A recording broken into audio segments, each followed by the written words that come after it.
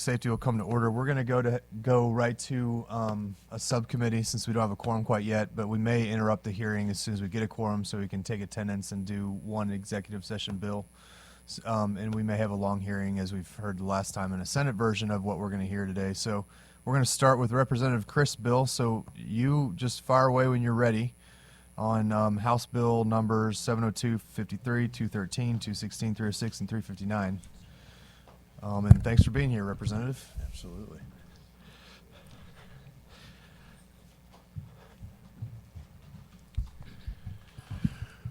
All right. Good morning.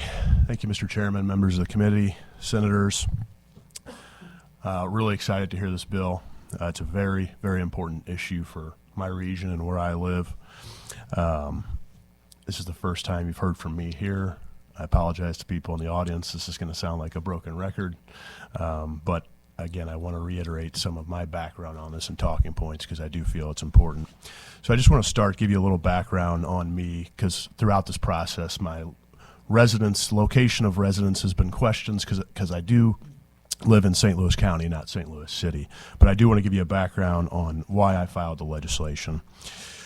First, I'd like to commend my other colleagues. This is a group effort in the House.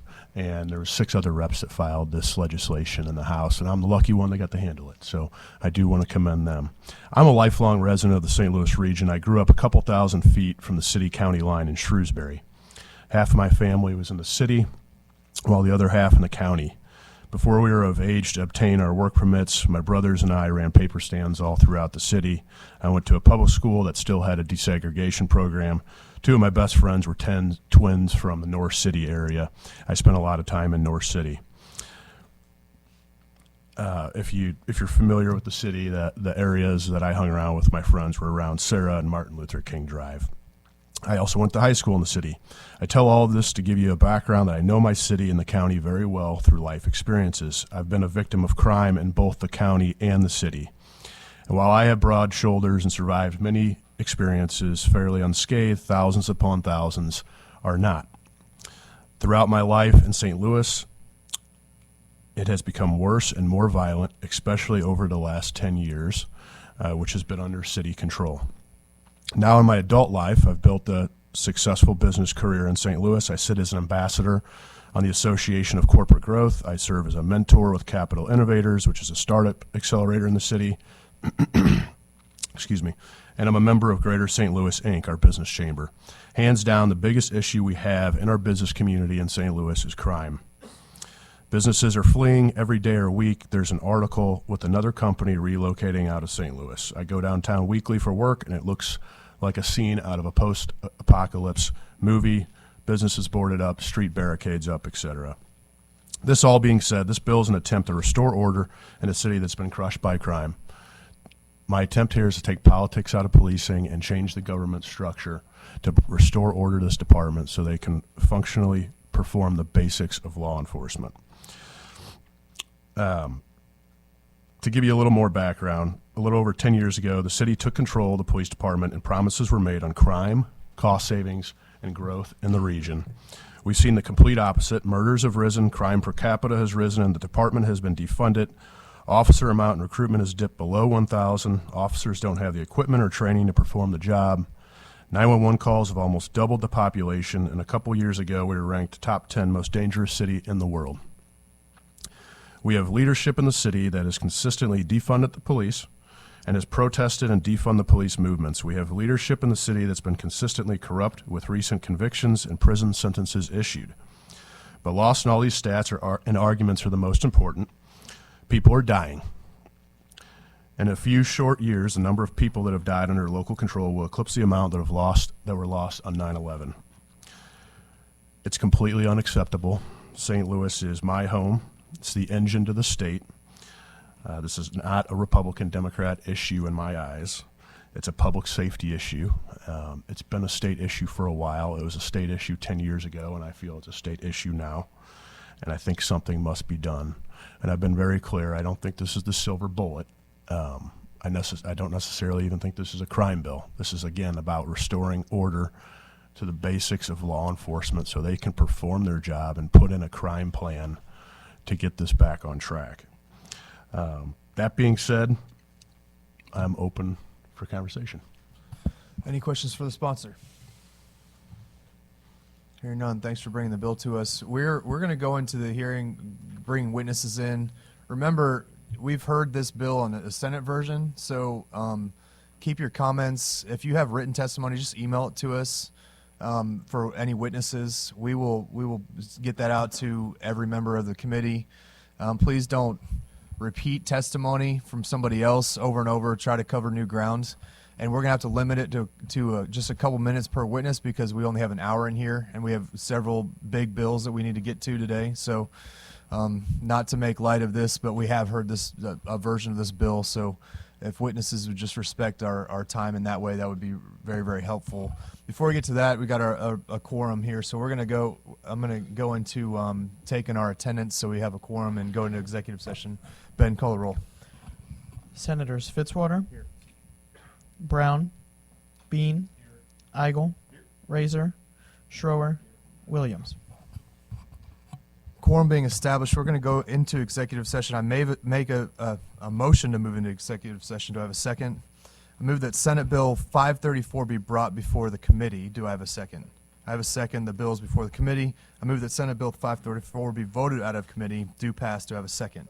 I have a second. This is Senator Black's bill, very simple EMT bill, updating some language to make EMTs required to be put on the National Registry.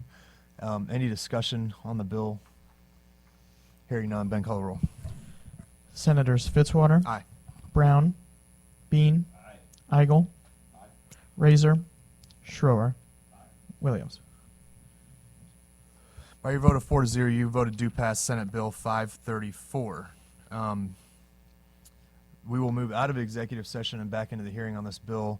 We just had Representative Christ offer the local control of police bill, and we're on witnesses. So anybody here to testify in favor of House Bill 702 et al., proceed when you're ready. And please leave witness forms for our records.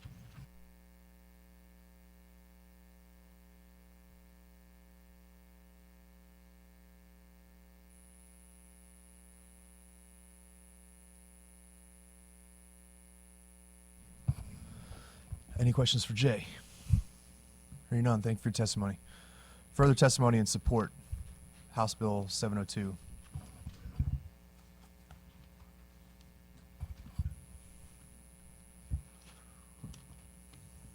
morning. I am Don Walters, President of the Ethical Society of Police. Great, thanks, sir. Questions for this witness? Hearing none, thank you for testimony. Further support for House Bill 702.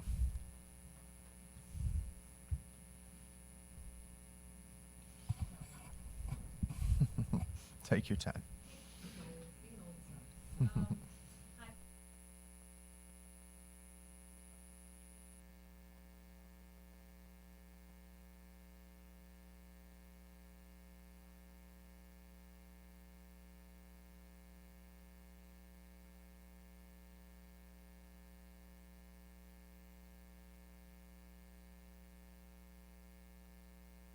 Jane, is your mic on? I'm really sorry. We're having a hard time. Other people hearing. Is that better? There you go. Okay, There you go. sorry, I must have hit it.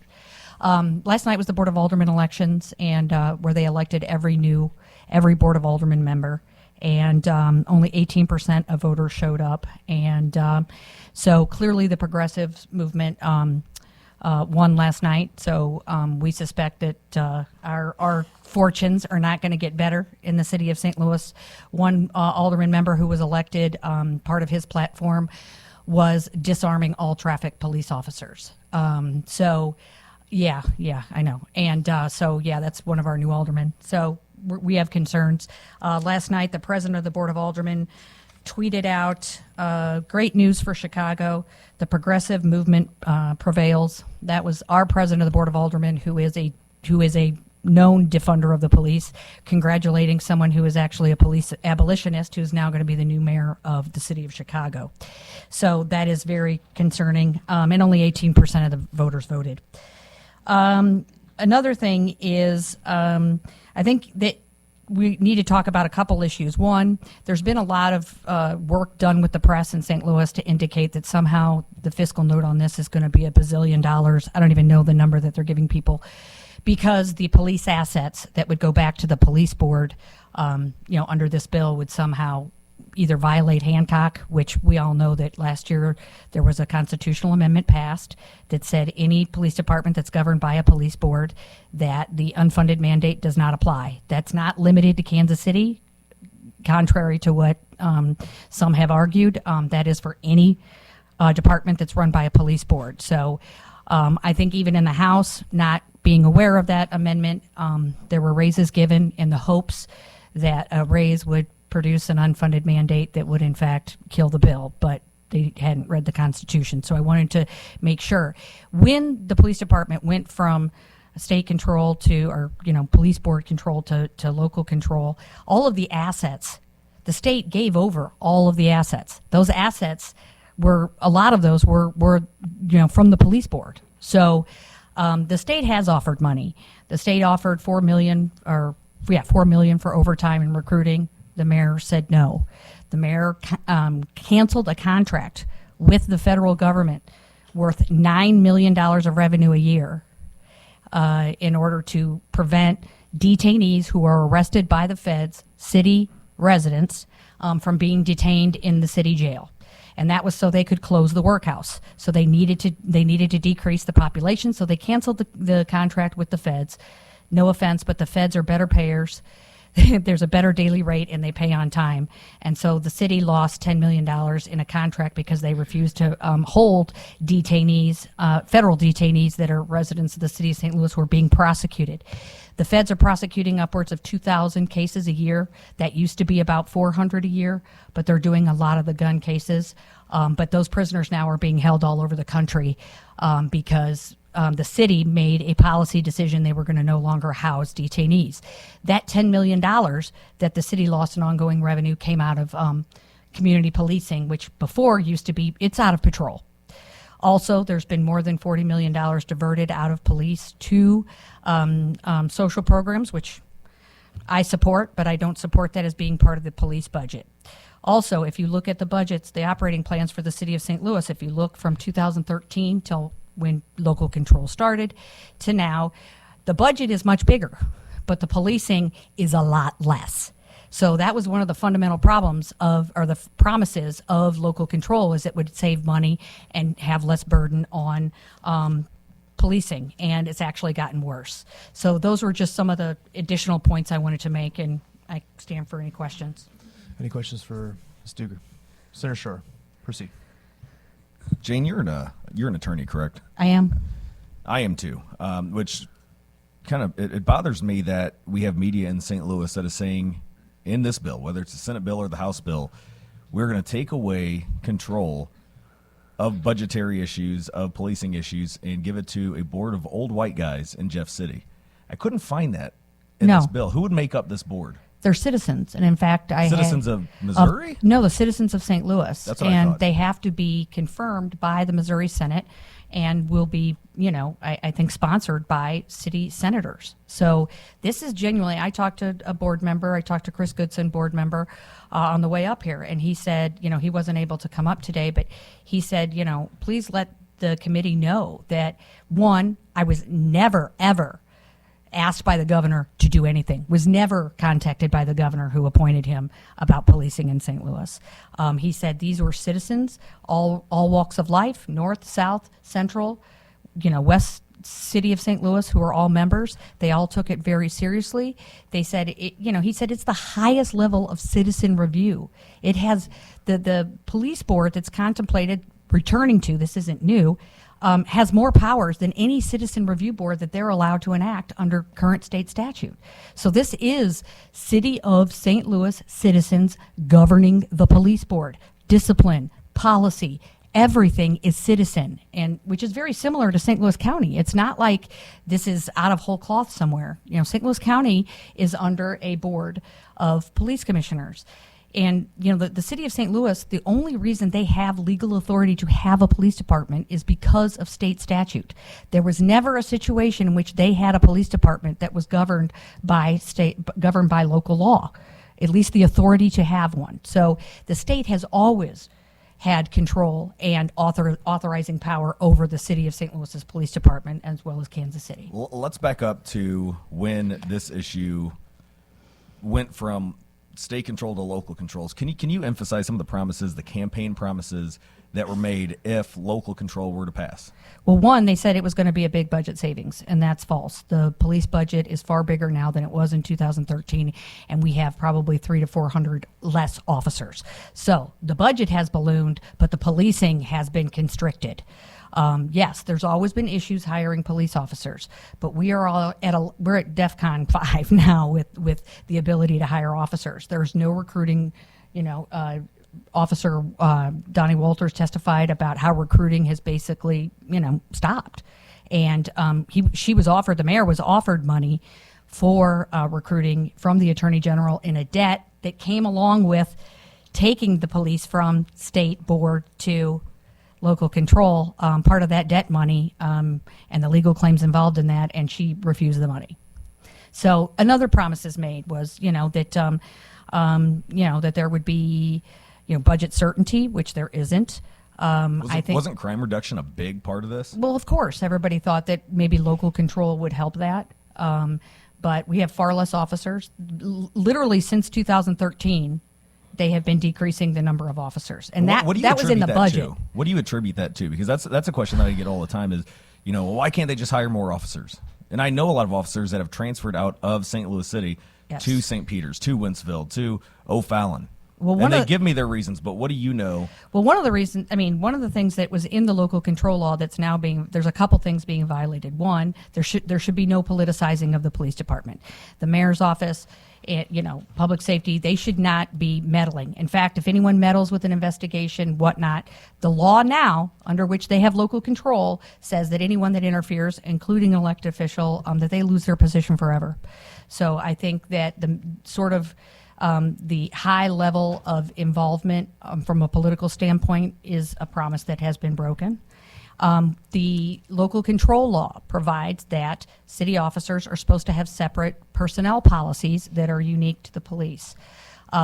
This mayor violated that by going to the Division of Personnel and now saying that they are under just regular personnel policies. That straight up violates the statute under which. So frankly, because this legislature never repealed all the state control or civilian review board statutes, because it was always contemplated that this could revert back if it didn't work out. None of those statutes were repealed for a reason. So that the framework could instantly go back if it had to, and that's really what we're asking for, is for it to just revert back. Another example of the politicization is when the mayor decided that nobody with COVID could go into the city jail. That was an administration policy that was pushed down on the officers that run the jail. And, as we've all heard about, the domestic violence victim, her abuser got out in 2 hours after he had poured a pot of boiling soup on her and burned her permanently. And he was out within hours because he tested positive for COVID. That went on for months before people found out that that's what was happening. That was another political decision that interfered with the ability of the police to actually arrest people and keep dangerous people off the streets. There have been other numerous, so politicization and personnel policies, those are two big promises that were broken. Well, let me focus on the budget real quick, because I think I saw in the last hearing that we had in this committee, there was a proposed budget from the mayor's office. How did that impact the money allocated to police? Well, the total of at least $50 million has been diverted from policing. 36 to 40 million of it has been diverted to social programs that are located within the police department. All the social programs. I'm all for them. But what you can't do is come and say, oh, we've increased the police budget. But that's not because we're increasing the money for policing. We're increasing it for social programs within the police department, which sort of muddies the water as to what money's being spent for what purpose. Then I told you about the $10 million involving the federal contract. That money, that general revenue, was used to subsidize other areas of city government, and specifically that $10 million was taken out of community policing now, which is patrol. Now, and we heard recently about the union agreement, the possible raises that police are going to get. Do you think that this is going to have any impact on recruitment, retention, and public safety? Why or why not? Well, we hope so. I mean, but there's so much more to this issue. I think, given that the fact that the mayor's office has been peddling to the press that, oh, if they get state control, they lose that contract. Why? I don't understand why they would be threatening that contract with our support of this bill. But that's what's happening. But in reality, legally, the contract will have to be with the Board of Police Commissioners. So if this goes to state control, that contract's going to need to get done with the Board of Police Commissioners anyway.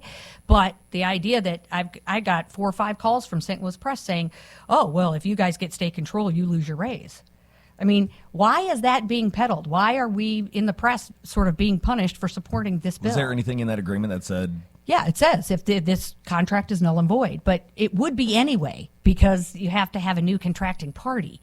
But, but to spin it in the press as if, they're telling the press that, oh, the police are going to back off of this because they'll lose their raises if they continue to support this bill.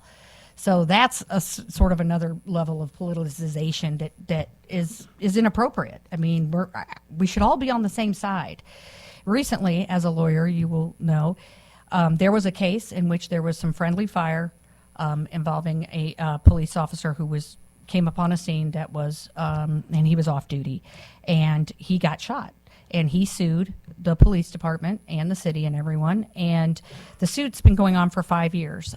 Shortly, I'd say about 5 weeks ago, the federal court gave the city summary judgment saying that while this was a horrible thing, everyone acted within their duties, and they didn't know that he was off duty, and there was miscommunication, and he got hurt. After summary judgment was granted, the deputy director of the Department of Public Safety contacted the plaintiff's attorney and turned over a bunch of new supposed evidence that is, obviously not in the best interest of the city, violates all kinds of statutes and codes of giving out, supposedly, protected information. So you have the deputy director going to a plaintiff's attorney in order to hurt the police department. There's been no discipline. I've never heard of that. I've never heard of a public employee going to the plaintiff's attorney and trying, this is after 5 years of litigating. So again, sort of another politicization issue that is going to directly affect the city and the police department. Well, Jane, thank you for your time. Thank you for coming down for 2 different bills now on this. Thank you. Anyone else? Further questions? Hearing none. Thank you. Thank you. Further testimony in support of the House bill. House bills. Hearing none. Testimony in opposition to the House bills. Please, just a reminder, fill out a witness form for our records. Thank you, Chief.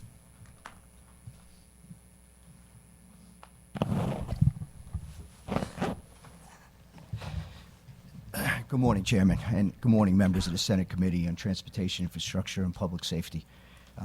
Thank you again for allowing me to be before this committee. The first time, I think I had maybe a little over a week in the job that I came from another jurisdiction, first outside chief in over 200-year history. So 10 weeks in, so I probably have a little more things to express than some of the things that I've seen. And I'll try not to be repetitive of some of the things that we went over and take questions in the end. But so I'm here to oppose the efforts to return control of St. Louis Metropolitan Police Department to the state control.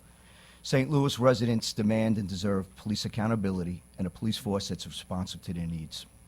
Our police force is steadily working on to decrease violent crime, and I'll get into some of those numbers even after 10 weeks and some of the methodologies we're putting in place, and rebuild trust with residents. Over 24 community meetings, town halls already that I've been working with and trying to build that trust and bring a different methodology. And you're seeing some of those things in the news already about trying to do these community meetings, and I know doing that is going to get us to where we need to be. And I've had success under local control. It's the only type of control I know, even with some bureaucratic things that happen in each city, but I also know there's ways to overcome them.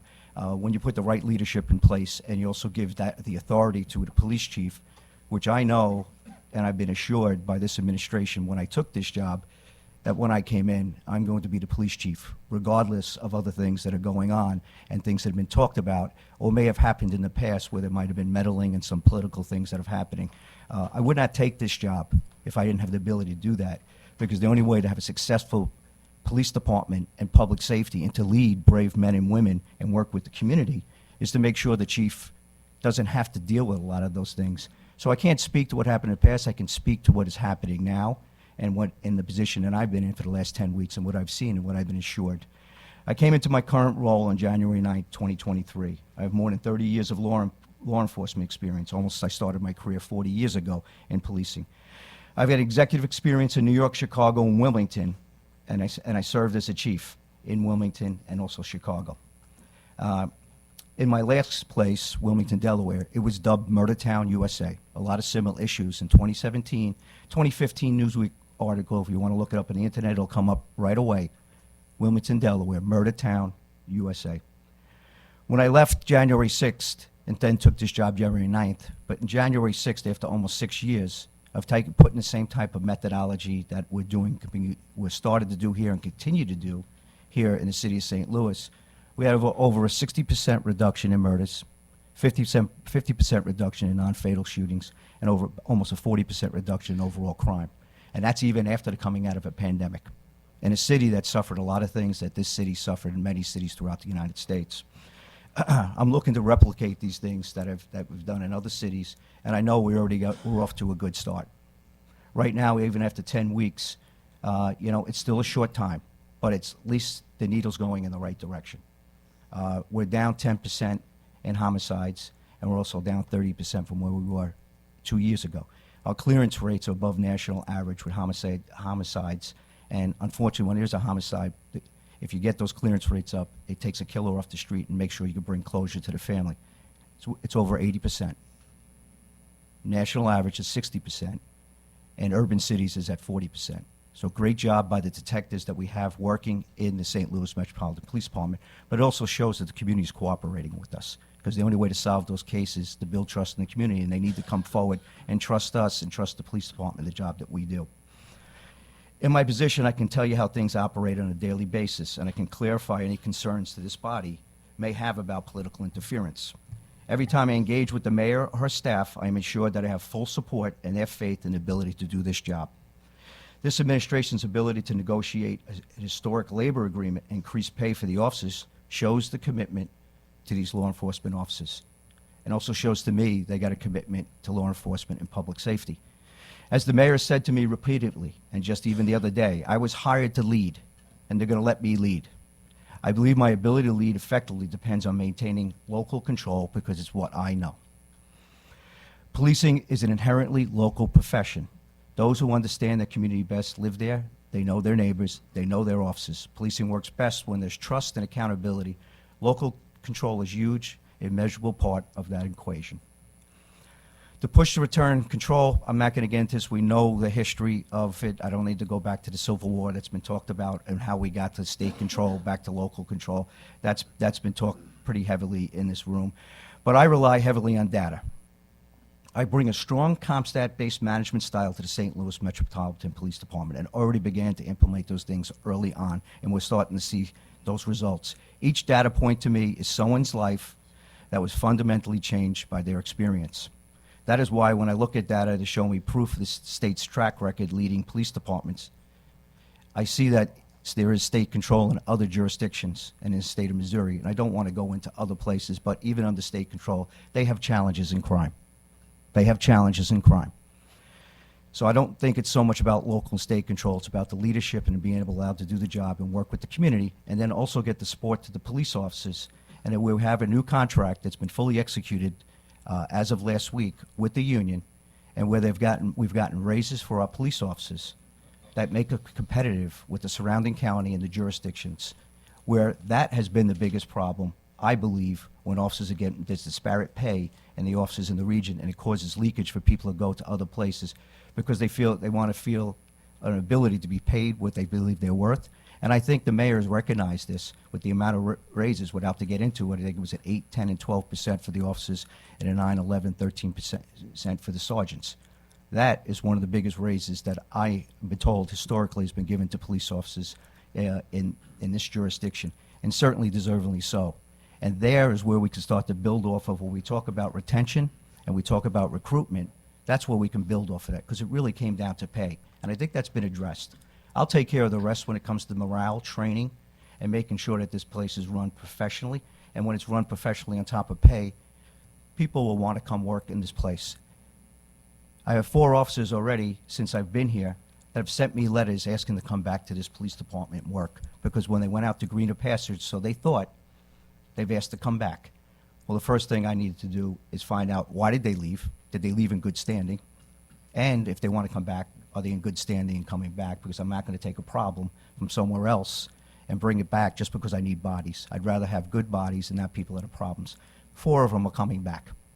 So that is showing a message of return. Our academy classes right now, we're going to graduate one later on this month, and then one in September, and then going to put another class in. We're not getting as many as we'd like, but we are outpacing attrition. Very small, but it's a victory, because it's turning the tide of where we're going. And I think some of the things we put in place and what's been recognized by this administration, and how we're going to start to turn this department around with different methodologies, we're going to get to where we need to be. So I went into some of the numbers. I talked about where we're down. We're actually down in all crimes with the exception of motor vehicle thefts. And we all know what's going on with that, with the Kia and Hyundais. And then this administration is helping lead with other cities a lawsuit against them to make sure that they bring themselves up to where they need to be, to make sure these anti-theft devices help us, because that's causing a lot of other issues, not just in St. Louis, the city of St. Louis, but the surrounding counties, and some of those vehicles will be used for more dangerous crimes. And it's taking a lot of our efforts, but we are addressing it. We're trying to put things in place, and we do address that every day, our stolen vehicles. So in closing, I'm asking for an opportunity to do my job. I only know local control. I've only worked under local control, and if you see through my track record, I've had success under that. And I was hired under local control. I knew what I was getting into, and I knew what these challenges are that this city has, because I did my research in the city. But I also know it's challenges we can overcome and make this safer, because I've been in places where they said it couldn't be done, and we have gotten it done. And with the right things in place and allowing a chief to be the chief, that's what I've been assured. And so I'm going to go out and go do that, because that's why I'm here. So thank you for the time to speak, and I'll take any questions. Chief, I have a couple questions. One is, how is morale? You've been there 10 months or 10 weeks. How's morale in your department, especially as it pertains to, and maybe somewhat unrelated to this bill, but it pertains to a prosecutor that's either unwilling or has an inability to prosecute actual crimes? So your officers are doing heroic work. What are you experiencing with your team as far as a prosecutor that, at least from the outside looking in, is a real problem? You know, there's always going to be prosecutorial and police officer differences. There's going to be on cases. This is nothing new. Well, when coming to St. Louis, I'm coming in new. I'm looking forward how we can work together with the prosecutor, whether it's this prosecutor or any other prosecutor. Yeah, it does become an issue if officers feel that cases are not being prosecuted. It also leads to legal cynicism, not just with the public when they feel that they can't trust government and they don't feel people are safe and people are getting out that are committing violent crimes. But officers sometimes feel if their case is not being prosecuted, that they could feel that way. My job is to make sure that we continue to do our job and make sure that we continue to do it professionally, because that's what we're going to do. Make sure that my kitchen, my backyard, my house is doing everything possible. And I know other things are being addressed, and I know conversations that I'll have with my counterparts in the criminal justice system. I'm going to make sure I have them, and hopefully we can get to a better place if we have some differences of where we need to be. And I also know, without me getting into all this, there's other things that are going on with the state legislature and the Attorney General's office. I'm apolitical, and my job is to work with our prosecutors, work with our judicial system, work with probation, parole, and everyone else. As a professional, I can't get caught up in all these other things, and I am having professional conversations with my counterparts and making sure that we can move forward, make a safer city, and that's really where I stand, and I'll always take that stand. If I publicly go out and start to have things in the press or at these hearings with differences and air that, then the public loses. and I have to make sure that any conversations I'm having or anything that's happening, I don't get pulled into it, but I'm going to make sure we do everything professionally. I'm going to continue to make sure my officers have the support when they're doing the job, and I'll do everything I can to make sure their efforts are being addressed, and their efforts, and if there is issues, I'll address them privately or with a professional conversation with the rest of the criminal justice system. Questions for the chief? Senator Bean. Morning, Chief. How are you? Good morning, sir. Just to follow up a little bit, and I said this the last time, I grew up with a set of parents that when you had a negative action, you definitely got a negative reaction. I never did that again, so I totally understand your point to that. But just talk a little bit about recruitment. You've been there since January 9th. Every department I talk to, whether on the local side, state side, everybody's facing recruitment issues. Could you talk a little bit more about that, what you're seeing, and are you seeing an uptick in people coming in or what? Well, I just participated in a survey, a national survey with the Police Executive Research Forum. So they just did an up-to-date survey of what's going on, is recruitment, retention, and it's not just about recruitment, it's about retention. Are people naturally retiring because they have 20 years and they can take their pension and then go on and do something else, something that I did after 24 years in the NYPD. What worries me and what I look at is when people are leaving before 20 years and they're not even going into the profession, something's wrong. And what we have to do is try to turn the tide to make sure that these police officers know they're supported. Going to these community meetings I talked about, we basically consistently weren't going to these community meetings. Some were doing it better than others, but I'm going to make sure that when I'm at these community meetings, so is my commander, so is my lieutenant, so are my officers. And I even reintroduced Brian Hayes was in the 5th District, and I hate to single him out. He'll get mad at me for this, but they did heroic work. We were just here last week, and the Senate and also the House recognized these 11 officers that went into the school shooting on October 24th and mitigated an issue that could have been a lot worse and almost very similar to what happened in Nashville. And these guys defaulted their training, and you recognized them. Wow, that's also them being validated. But when Brian Hayes, I introduced him in the audience being part of the 5th District, in this community meeting, they stood up and gave a standing ovation to the officers and the job that they did. The officers have to start seeing, and we have to make sure that they're seeing that the job that they're doing is a noble and heroic profession, and that we're going to recognize it. And I think a lot of us are doing that. And the civil unrest and COVID and unprecedented times that we're coming out of interrupted all that, and now we're getting back to it. I think that's going to turn the tide. I think this contract's going to help. Money always helps. And then, as we talked about recruitment, with civil service and the way we have the Department of Personnel, we have a new director in the city of St. Louis. And her and I and other people in the administration are looking at the charter and the interpretation. Sometimes it's open to interpretation. They're allowing more of that to come back into the police department, our recruiting efforts, and I want to take control of that, and they support us. The best recruiters in any profession, and the ambassadors are the people in the profession themselves. So I'm trying to get that back, making sure that we do that. And when I started with the PERF study, it is a national crisis about bringing police officers to any department. There's departments, and I was just talking to the mayor's chief of staff, and I already knew this because I see these things. Seattle, Washington is offering a $30,000 bonus to bring people into their police departments, and they can't get anyone.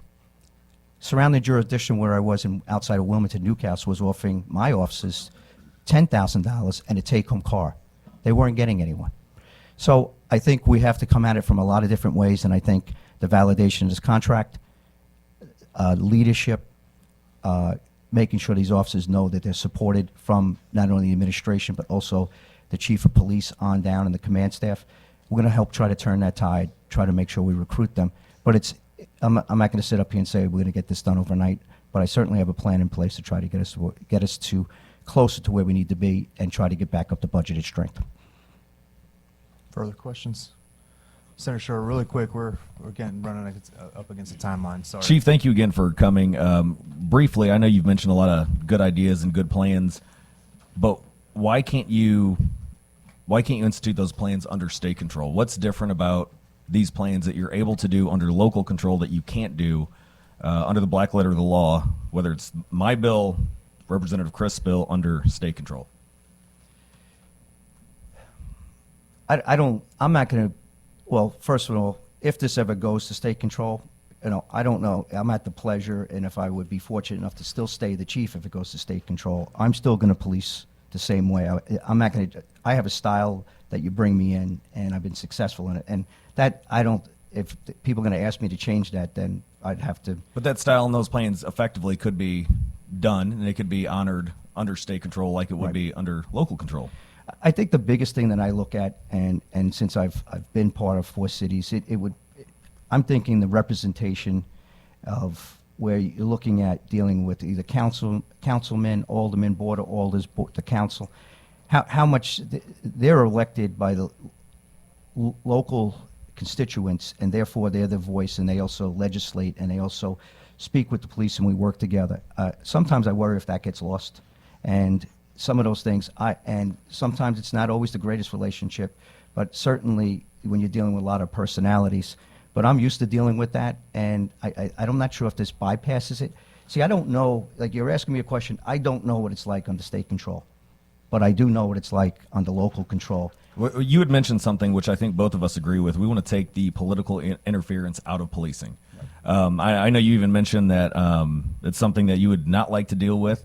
I think I've got a quote here from you. Make sure that the chief doesn't have to deal with those things relating to the political stuff. We can go back on the record and look at that, but I think ultimately we want to stop these political interferences with policing, injecting politics into policing. But it concerns me because we do have an alderman candidate who won that wanted to disarm police. Wanted to get your take on that when it comes to traffic stops. Well, that's one person's opinion, and then you know what, I would probably have to be in opposition of that when that time comes. Should that become something that's put on as an ordinance, and you will hear me. I think I'm pretty forthright in what my beliefs are, and I will probably be doing the same if that person brings that up. And it is one person's opinion, but we go to the president of the board who wanted to defund the police, who actively campaigned with defund the police signs. We go to the mayor's statements where she was trying to divert millions away from policing. This is why I think that under the current mechanisms, politics has been injected far too long into policing, and that's why we see all of those officers that were here the other day, which they are true heroes. One of the officers rushed into the school where his daughter was. All of those officers wanted state control. Every single one of them shook my hand, shook this representative's hand, and thanked us for state control. I thank you for coming today. This is something that we're going to have to work on together to try to get politics out of policing and make St. Louis safer. We disagree as of right now on how we get there, but I think we agree on the goal that something needs to be done to keep our citizens safe. So thank you again. Okay, thank you. Any further questions for Chief? Seeing none, thank you, sir, for, was there? Okay. No further questions. Thank you, sir. All right, thank you, sir. Anybody else to testify in opposition to the House bills?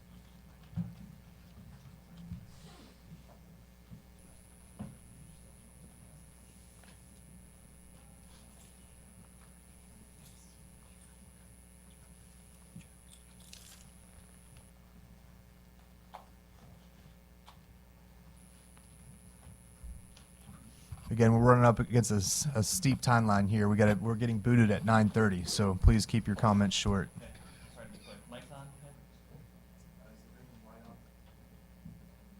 There we go. Good morning. My name is Matthew Graham. I am a resident of St. Louis. I am also here on behalf of the Center for Policing Equity, an organization for whom I work.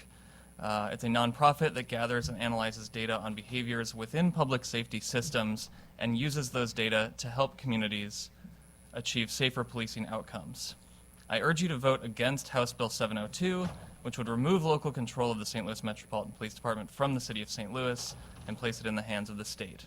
11 years ago, I and my fellow Missourians voted to give control of our police to local leaders. I ask why the legislature is now trying to overturn the democratically expressed will of the people.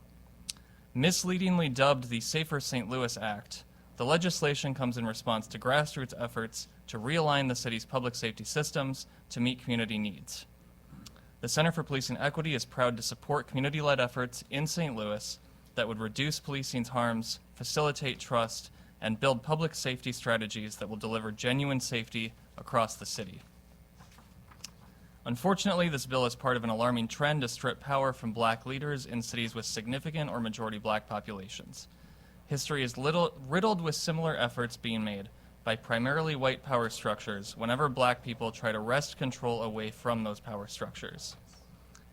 The data speaks for itself for why this measure would be ineffective in fighting crime. Kansas City, the only Missouri department under state control, suffered its second deadliest year in recorded history in 2022. When St. Louis was previously under state control prior to 2013, it did not improve crime rates. However, once under local control, while state crime levels were rising, the homicide rate in St. Louis fell, and the decrease was maintained in 2022. As written, the bill highlights problems both inside and outside of policing without stipulating how the new law would address them. Issues with recruitment and retention, for instance, aren't a product of the current city administration. They're nationwide problems that have not been solved by bigger budgets. Retired Salt Lake City Police Chief Chris Burbank, who served as Vice President of the Major Cities Police Chief and is now with the Center for Policing Equity, has written a letter explaining why HB702 would undermine trust between government and the communities they serve, which I will submit for the record. He explains that this bill ties the hands of the chief, destroys local accountability, and silos police from the larger public safety ecosystem which exists and is being built. As a concerned citizen and representative of the Center for Policing Equity, I urge you to oppose House Bill 702 and keep neighborhood safety in the hands of my fellow St. Louisans. Any questions? Question? Go ahead, Senator Schroer, real quick. Briefly, are you a police officer? I'm not. Have you spoken to, I know you mentioned race, which I try to keep it out of it, but have you spoken to the Ethical Society of Police? I personally have not. I have And I think they're members- here. Yeah, the president's here. Okay. So hopefully you guys can step outside and talk about this afterwards. Ethical Society of Police comprised of officers that do not look like me, men and women that do not look like me or you, and they are in favor of state control. Do you know what the race, as you mentioned previously, the race of the majority of the victims have been of the homicides in the city of St. Louis that are going unprosecuted? Off the top of my head, no. Don't look like me or you. That's why we're fighting, to ensure if you want equity, we need to make sure that we inject common sense back into policing and take politics out of it. So I would love to talk to you guys after. You have the ability to talk to ESOP after this, but thank you for coming today. Any other questions for this witness? Hearing none, thank you for testimony. I'm going to ask again, please do not read testimony. You can email that to us. We are running out of time. So if you have written testimony, please just email it to us. We'll take care of it. We'll get it out to all the committee members. Anybody else in opposition to the House bill?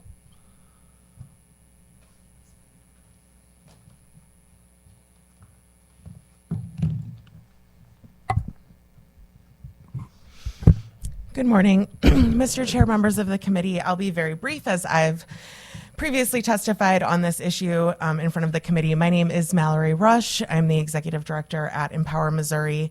I'm also a lifelong resident and homeowner for 15 years in the city of St. Louis. I'm actually in the process of trying to buy a new home in the city right now and can tell you that twice in the last 2 weeks I have been overbid on homes, going more than $50K over the asking price in the city of St. Louis. So I think that painting the city as some sort of desolate, crime-ridden wasteland is a very inaccurate picture of what is actually going on in the city right now, where the housing market is bumping. I can tell you that.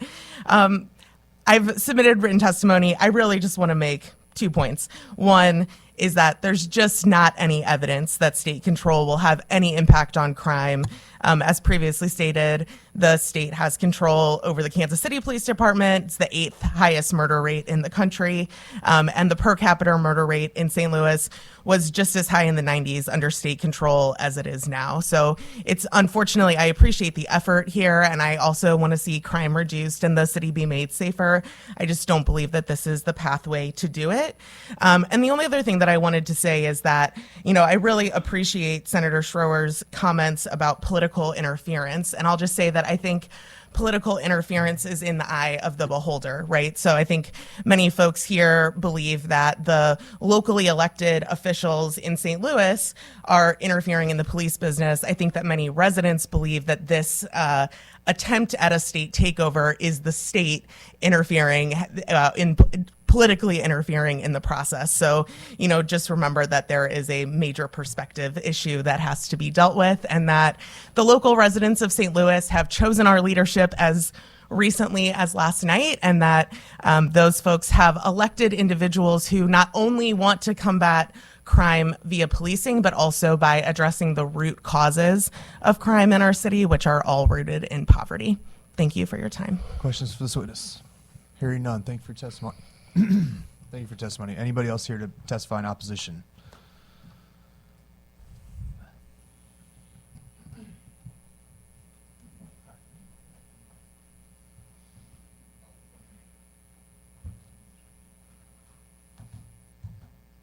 All right. Good morning. My name is Marcel, Policy Coordinator with Action St. Louis, and also a resident of the city of St. Louis. I'll make this quick, and it's just on behalf of the Action St. Louis Policy Project, I would like to express our opposition to all bills being turned today to seek to strip local control of the St. Louis Police Department and put it back into the hands of the state. Now, 1 week ago, on March 29th, Action St. Louis Power Project and our partner organizations held a lobby day here in the Capitol. That day, residents of the St.Louis city knocked on each of your office doors with a smile on their faces and a letter in their hands. This letter outlined our opposition to any and all legislation that seeks to take control of the SLMPD in the hands of the people. Those residents walked the hall of the Capitol and let their voices ring out. Hands off STL. They stood in solidarity with House representatives and senators on the South Steps and shouted for all of Jefferson City and the media team. Hands off STL. And today I say the same. Hands off STL. The attack on our rights to control the police department that we pay for and that police our streets has been led largely by people who don't live in our city or even the surrounding area. They've relied on fear-mongering and dog whistles to paint the city as unsafe. Our democratically elected leadership is incompetent, and the voters of this state as incapable of making decisions for themselves. Any legislation designed to take away local control is unacceptable. What our city needs is partnership with the state officials to continue to identify strategies to improve public safety, not continued efforts to place SLMPD under state control. Voters across the state made it clear in 2012 and reiterated it again in 2023 that the people of St. Louis should have ultimate say in their police department, not the state. I implore you to vote no on House Bill 702 and every bill heard that attempts to revert control of the SLMPD back to the hands of the state. Thank you. Questions for this witness? Hearing none. Thank you for your testimony. Anybody else here to testify in opposition?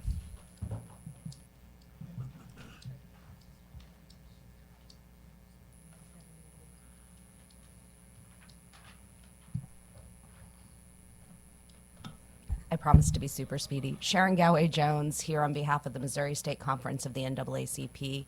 I'm not going to say what everyone else has already said, but I will remind you this kind of solution where you take control out of the local government exists in no other state. Missouri is the only state in our country that does this. We have only ever done it in 2 cities. One of them was for political reasons, that's Kansas City. The other was for the Civil War reasons that you all know, which is St. Louis.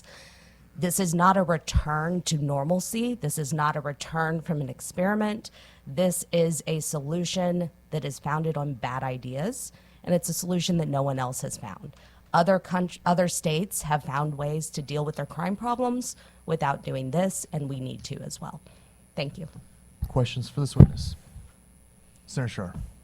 Just real briefly, I was looking up the last witness's Action STL website. Are you with Action STL as well? No, I'm not. Okay, because I was just, and again, I don't know if this, I might have to ask them offline, but on that website of Action STL, I see that it is a defund, revision, transform. Defund St. Louis Metropolitan Police Department is a grassroots campaign which demands our city to divest SMLPD, re-envision public safety, and transform St. Louis. Wanted to get your comments. Did your client, who you're representing today, have any take on defunding the St. Louis Metropolitan Police Department?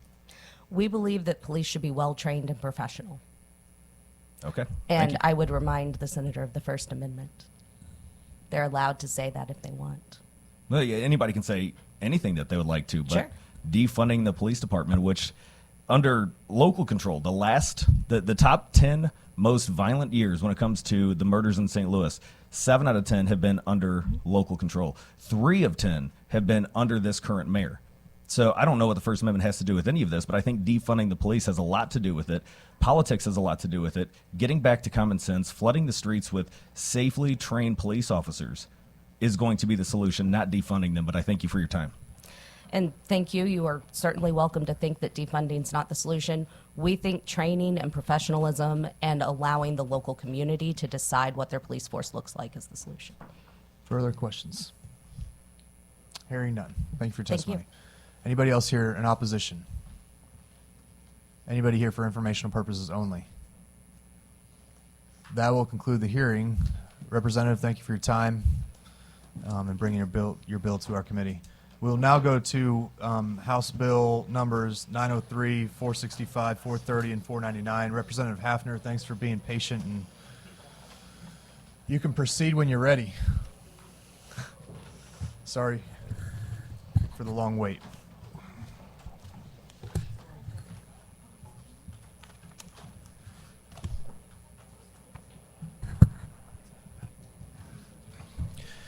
Well, thank you, Mr. Chairman, members of the committee, Representative Mike Haffner, representing Missouri's 55th Legislative District in Cass County. So I'm going to be presenting House Bill 903, 430, 465, and 499 concerning the foreign ownership of land. The United States and the state of Missouri function and thrive in a complex national security environment, which is defined as the defense of our sovereign state, including its citizens, economy, and institutions. It is the duty of government to balance these diverse foreign relationships to safeguard our security. We need and we want cooperation from our friends and allies at every level to safeguard our security. This legislation puts Missouri and Missourians first by balancing the concept of protecting important investments in our state and protecting our national security interests from our enemies.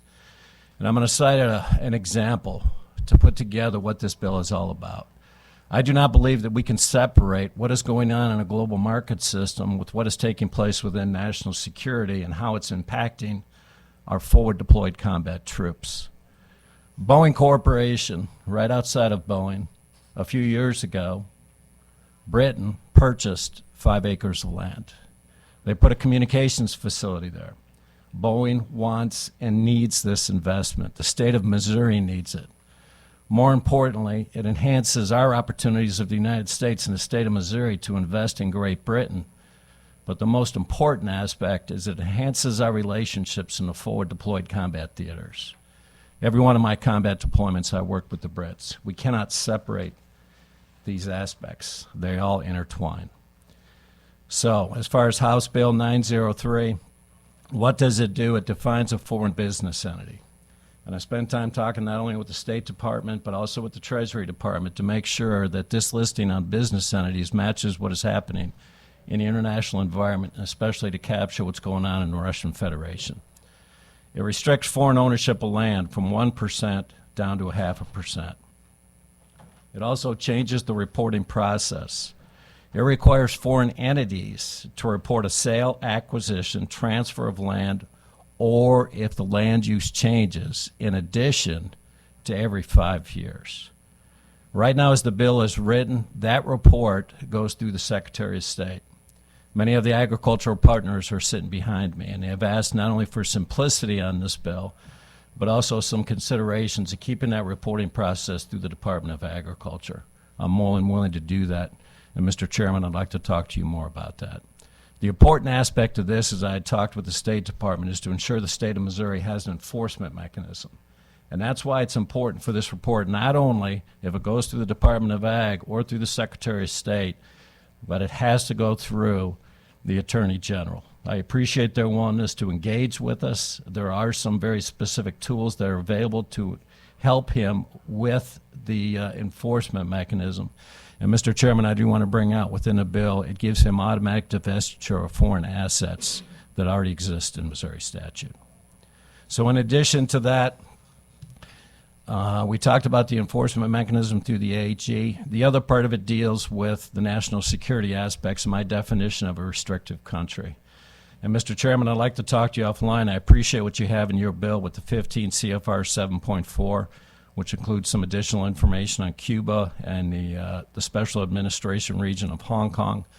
I'd just like to talk to you offline. I believe that either one of these mechanisms will work, and both of them would be effective. I do have some considerations there with the 10th Amendment.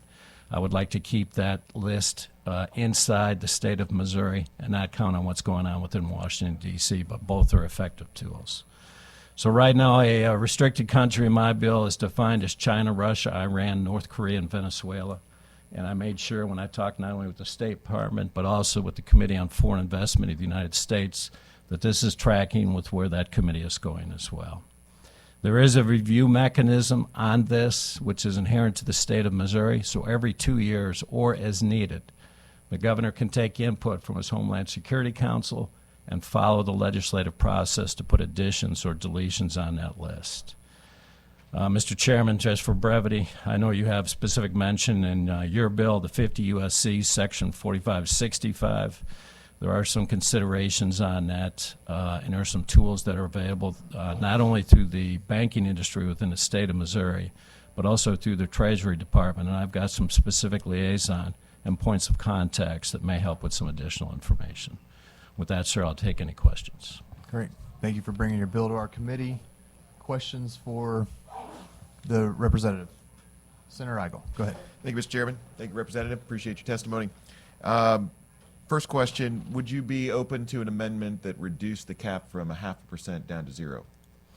There's going to have to be some considerations with that. What else is tied with it? I am concerned just with what the impact is going to be on the Missouri economy. I want to make very clear something. On my restrictive country list, this does not restrict those 5 countries from buying agricultural land. It restricts them from buying land across the state of Missouri.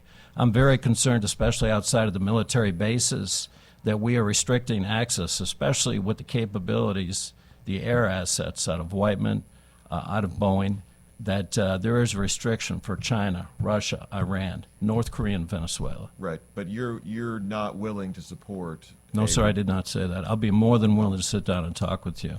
Okay, but would you be willing to support a reduction from the cap that you have in your bill of 0.05% down to 0%? Sir, I'll sit down and talk with you. It depends what other aspects of the bill are going to be changed. It would be that simple.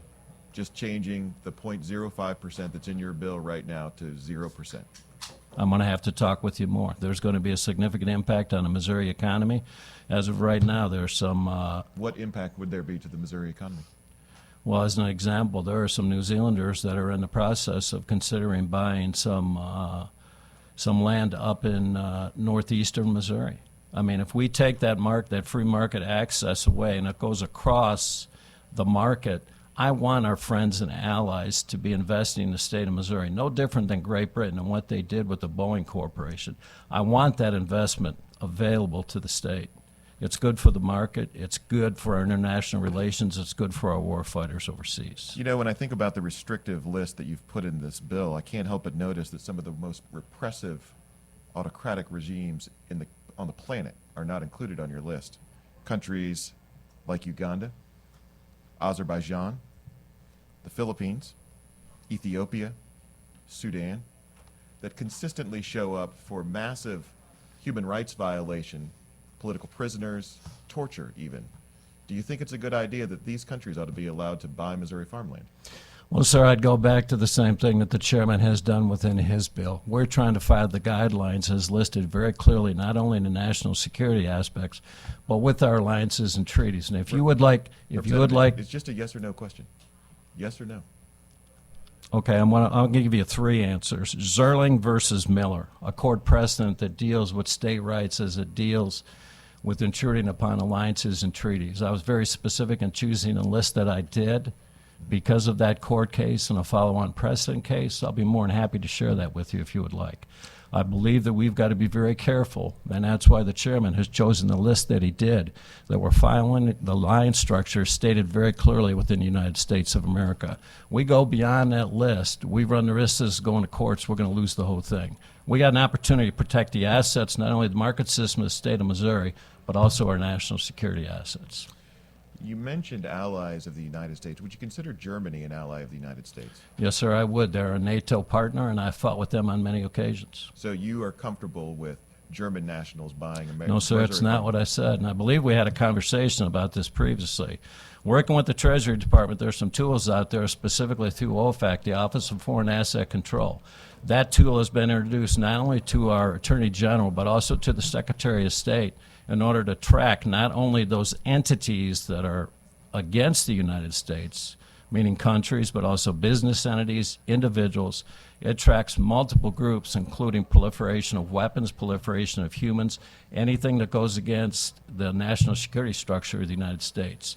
So that you know then that I'm pointing towards the World Economic Forum, which is incredibly hostile to agricultural ground, and has opened up an office here in the state of Missouri, down in Cape Girardeau. Under your bill, they would be allowed to purchase and own Missouri agricultural farmland. Does this cause you a concern?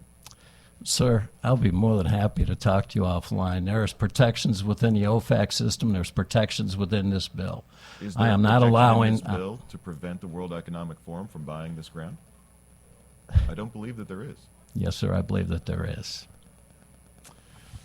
All right, so to recap, you are not at this time prepared to commit to reducing the cap in your bill from 0.05% to 0. Sir, I'm more than happy to reduce the cap in my bill, but you know as well as I, there are going to be multiple changes. Part of the negotiating process goes with the legislative process, and I'll be more than willing to meet with the chairman and go through the specifics.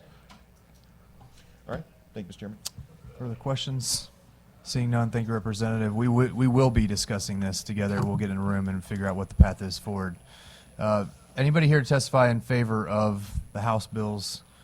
Please be very brief. We have about 8 minutes before getting kicked out of this room. Yes, sir. For the sake of brevity, Missouri Farm Bureau, Ben Travel is here to go on record in support. Be happy to answer any questions. Questions for this witness? One brief question, Mr. Chairman. Senator Igo, go ahead. Thank you for being here. I know you've testified in favor of a lot of these bills. In fact, you've testified in the special committee on foreign assets, or Missouri assets, excuse me, that your organization would be comfortable with a 0% cap. So can I extrapolate that to mean that if it did have a 0% cap, that you don't believe this would present any major threat or concern or economic impact to the farmers of the state? I think there are nuances to that conversation that need to be discussed by the legislative body. I would say that our member-adopted policy would be supportive of reducing the current 1% cap on agricultural lands. I do emphasize agricultural lands down to 0. Okay, great. Thank you. Further questions? Hearing none, thank you for testimony. Anybody else here to testify in support of the House bills?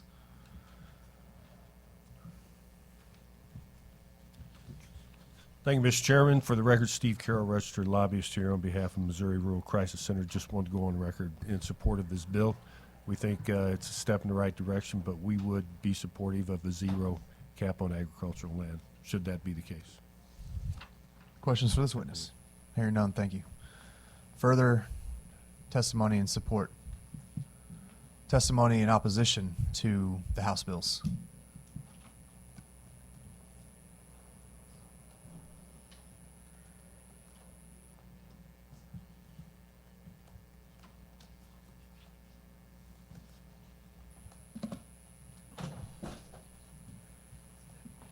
Mr. Chairman, members of the committee, Sam Licklider here for Missouri Realtors. It's basically a policy difference.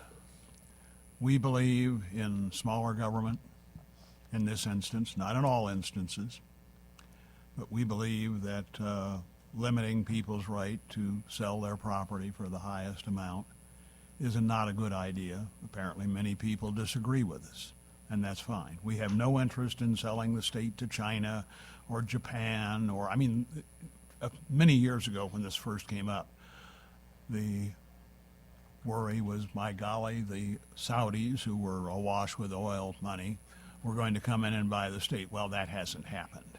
As it turns out, when they looked at it, the state, what was owned by the Brits, the Germans. I think the Spanish now are one of the largest in the state. They're doing some sort of a solar panel deal. And we'll just have to figure this out. But I did not want this to go on without me saying, yeah, it's not a good idea. Questions for this witness? Hearing none, thank you, Sam, for your testimony. And I will turn in my paperwork. Thank you. Please as soon as do. I find a Witness flat forms are very surface. important. further testimony in opposition to the House bills? Testimony for informational purposes only.